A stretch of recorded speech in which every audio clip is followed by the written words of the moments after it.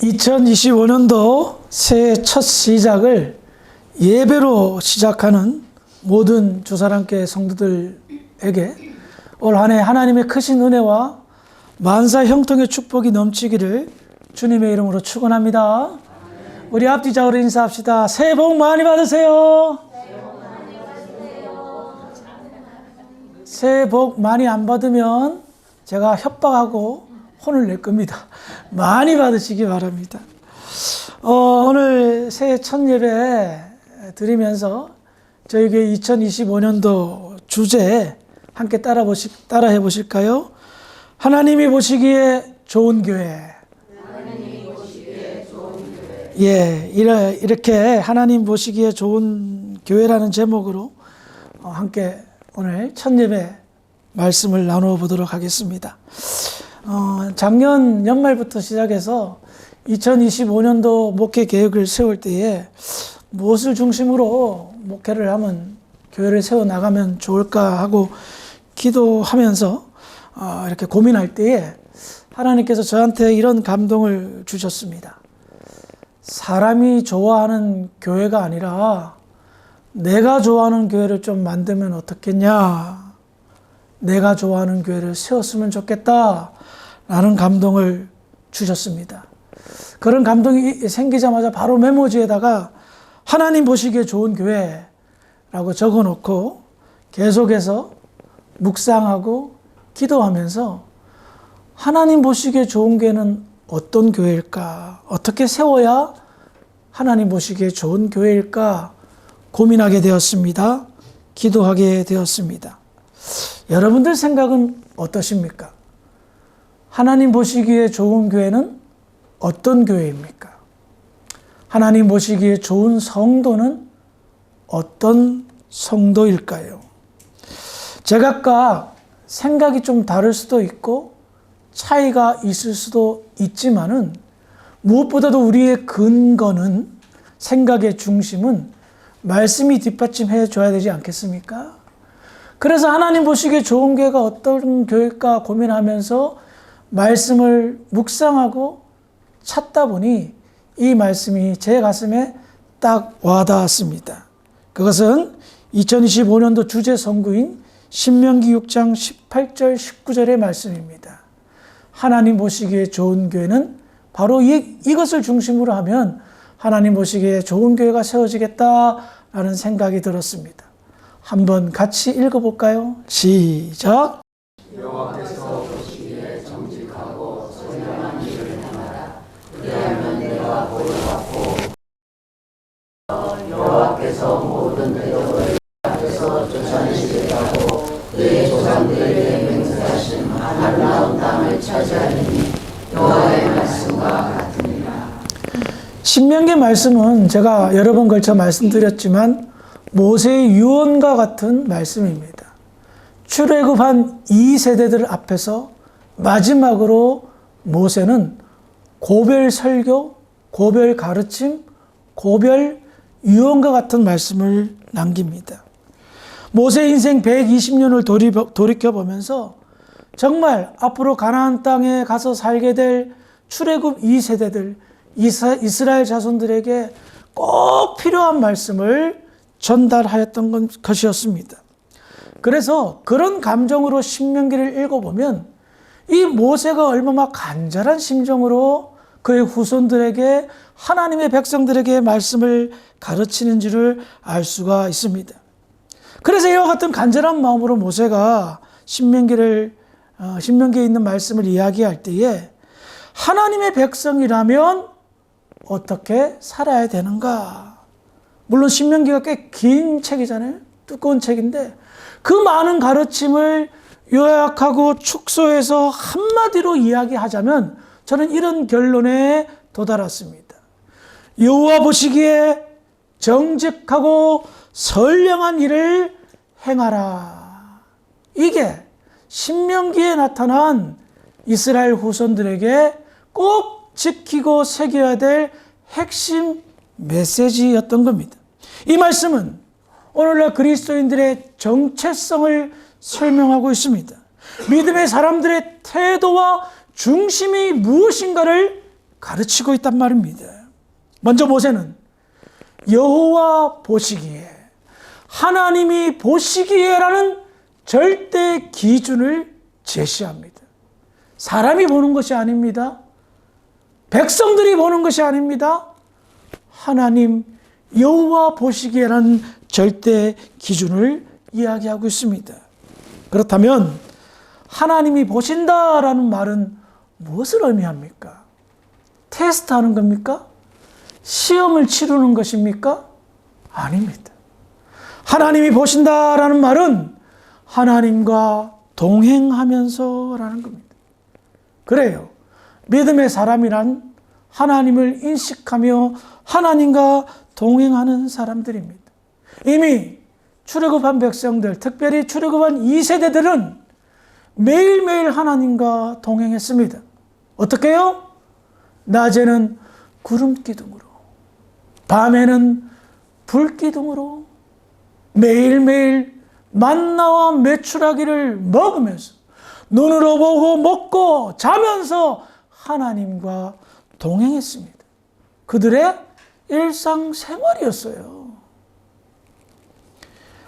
하나님과 함께한다. 매일매일 하나님이 주시는 양식을 먹고 산다. 역사상 유례를 찾아볼 수 없는 일이었습니다. 세상에 어떤 신이 매일매일 먹을 것을 챙겨줍니까? 세상에 어떤 신이 뜨거울까봐 구름기둥으로, 추울까봐 불기둥으로 그들을 보호하며 의복과 신발이 헤이지 않도록 책임져 주시냐 말입니다. 40년 동안 하루도 빠지지 않고 하나님은 그들에게 나타나셨고 그들과 매일매일 동행하셨단 말입니다. 매일매일 일상생활이 되니까 이와 같은 특별함을 특별하게 못 느끼는 것 같아요. 여러분, 새해 백두부터 아침에 일어나서 씻고 식사하고 좋은 옷 단장해서 차려입고 교회로 온다는 것, 보통 축복인 줄 아십니까? 특별한 존재가 아니라면, 선택받은 하나님의 사람이 아니라면 그런 축복을 누릴 수가 없다라는 겁니다. 그래서 하나님이 보시기에라는 것은 하나님 앞에서의 삶, 하나님과 동행하는 삶이며 그 누구도 누리지 못하는 축복 중에 축복이며 은혜 중에 은혜라는 겁니다. 혹자는 하나님 보시는 것이 부담스러워, 하나님 보시는 것이 간섭하는 거 아니야 라는 불편함을 이야기하는데요. 왜 그런 줄 아세요? 신명기 6장 4절과 5절을 읽어보겠습니다. 시작. 이스라엘아 들으라. 우리 하나님 여호와는 오직 유일한 여호와시니 너는 마음을 다하고 뜻을 다하고 힘을 다하여 내 하나님 여호와를 사랑하라.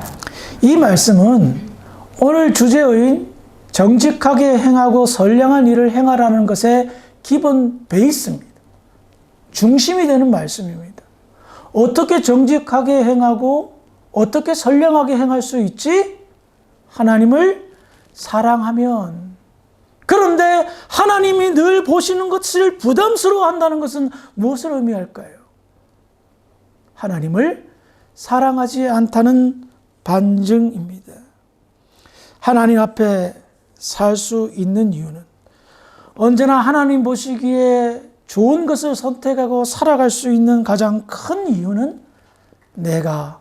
우리가 하나님을 사랑하기 때문입니다. 사랑하기 때문에 그 사랑의 힘으로 내가 정직하게 살 능력을 부여받고 선량한 일을 행할 수 있고 하나님 아버지의 말씀에 귀를 기울이며 전혀 하나님이 보신다는 것을 부담스러워하거나 걱정하지 않으며 나아갈 수 있다는 겁니다. 그러므로 하나님을 사랑하는 자는 하나님이 보시는 것을 즐거이 인식하며 살며 그리고 하나님을 사랑하기에 내 의지를 억누르고 하나님의 의지를 생각하고 하나님의 뜻대로 내 삶의 방향을 결정하는 영적인 믿음의 지혜가 생긴다는 겁니다. 그래서 성경은 이와 같이 하나님을 사랑하여 하나님 보시기에 절대 기준을 삼고 살아가는 사람들의 삶을 이렇게 얘기하는 거예요. 정직하고 선량한 일을 행한다는 겁니다. 우리는 먼저 첫 번째, 정직하게 산다는 것, 이것이 무슨 의미인가를 알아야 됩니다. 그냥 뭐 거짓 없이 똑바르게 바르게 사는 것일까요? 그것보다 더 큰 의미가 이 구절 속에 담겨져 있습니다. 신명기 6장 17절입니다. 시작!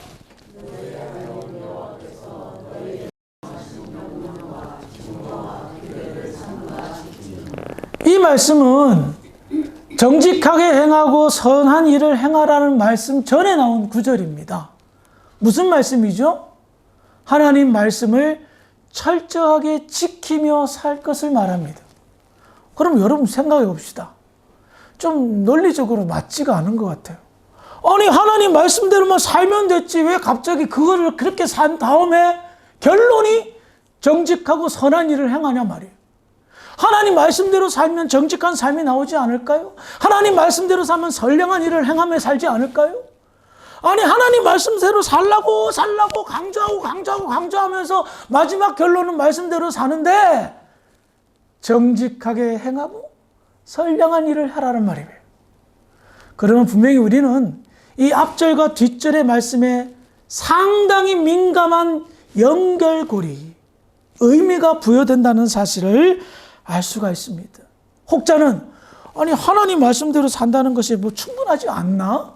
왜 거기에 덧붙이지라는 말도 하지만 이 가르침에는 엄청나게 큰 숨은 의도가 숨겨져 있습니다. 하나님 말씀대로 살면서도 정직하지 못하고 선량한 일을 하지 않을 수도 있다라는 겁니다. 이 말은 하나님의 말씀을 문자 그대로만 지키는 것을 의미합니다. 그 증거를 찾아보겠습니다. 마태복음 12장 9절부터 13절의 말씀인데요. 우리 한 절씩 교독해 보도록 하겠습니다. 거기에서 떠나 그들의 회당에 들어가시니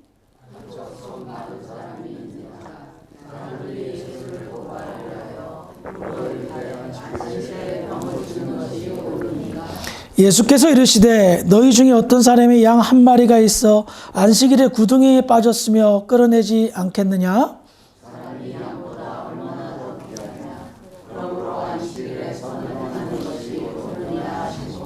함께 있습니다.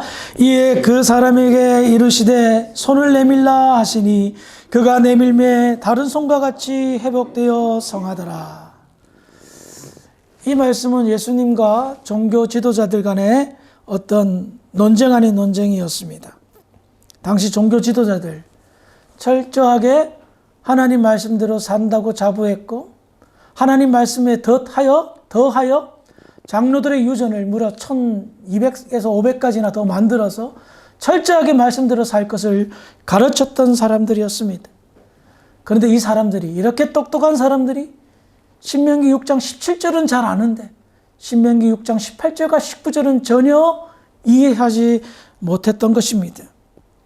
그들은 안식일을 어떻게 지키냐에 대해서 철두철미하게 계산하고 지켰던 사람들이었습니다. 걸어가는 것, 일하는 것, 그 어떤 것도 용납하지 않고 안식일을 지키려고 했던 사람들이었습니다.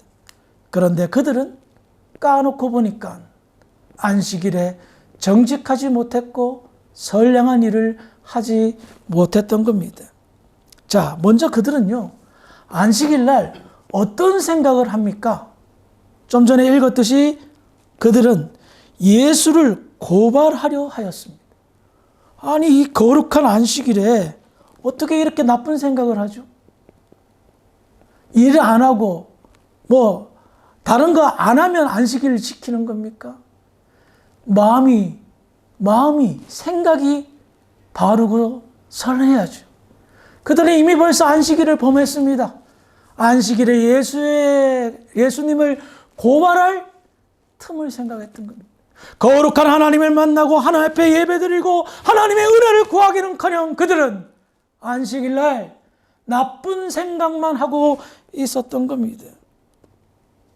그리고 예수님은 그들의 생각을 아시고 그들에게 질문합니다. 안식일 날 선을 행하는 것이 옳으냐? 그리고 나서 어떻게 하셨습니까? 중한 병이 든 자를, 손 마른 자를 고치셨습니다. 이 사건으로 그 교훈을 받은 사람들이 어떤 일을 계획했을까요? 마태복음 12장 14절입니다. 시작.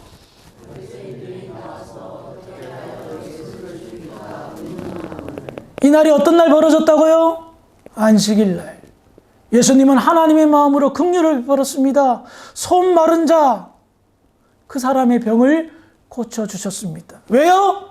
안식일에 선한 일을 해야지. 어떻게 이게 의료행위라고 해서 일하는 것으로 치부하느냐? 말도 안 된다 하며 직접 놀라운 이적을 행하셨습니다. 불치의 병을 고치셨습니다. 그런데 바리새인들은 어떤 생각을 가지죠? 아이고야, 맞다. 우리가 생각을 잘못했구나. 우리가 죄를 범했구나. 안식일을 거룩하게 지키며 가난하고 힘든 사람을 도와야 되는데 라고 생각하지 않았습니다.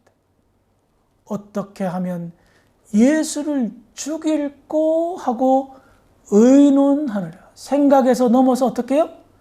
의논까지 하게 되었다는 거예요. 자, 그것을 예수님은 아셨을까요? 네, 아셨습니다. 마태복음 12장 15절입니다. 시작.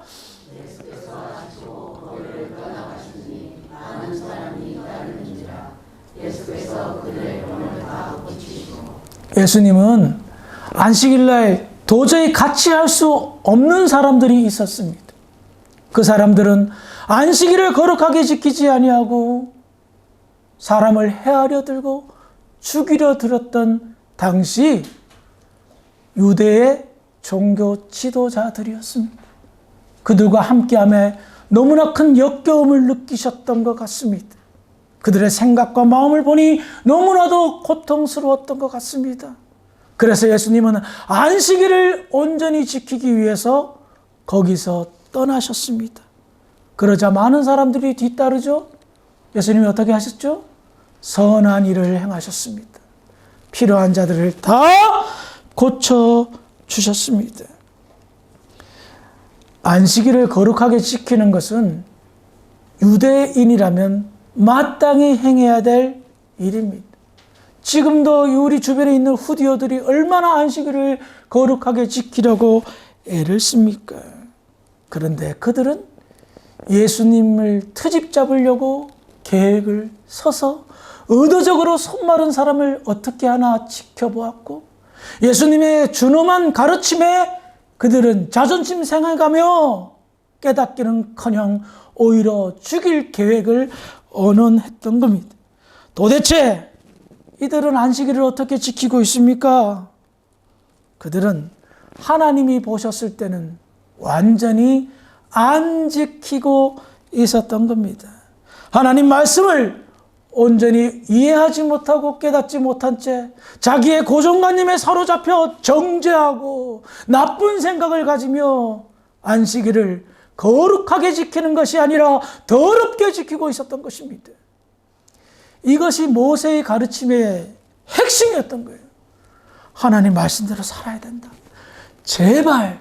그런데 그 말씀을 지키며 행함에 있어서 하나님 보시기에 정직하고 선하게 지키고 행해야 된다라는 의미가 있었던 겁니다. 그러므로 하나님 보시기에 어떤 것이 좋냐라는 이 질문은 우리의 신앙생활을 굉장히 풍요롭게 합니다. 왜냐하면 말씀에는 그런 것 같은데 혹시 제가 이 말씀을 지키지 못하고 말씀 위에 서진 않습니까? 이렇게 질문할 수 있거든요. 그러면 말씀을 성령의 감동으로 나의 행동을 가르쳐 줍니다. 결정을 깨닫게 해줍니다. 하나님 말씀에 이런 것 같은데 하나님 보시기에 어떻죠? 정직한 겁니까? 선한 것을 만들어내는 것입니까? 하나님 말씀을 중심으로 해서 그것을 온전하게 우리가 해석한다면, 그래서 행동한다면 그것보다 더 훌륭한 신앙인이 어디에 있겠습니까?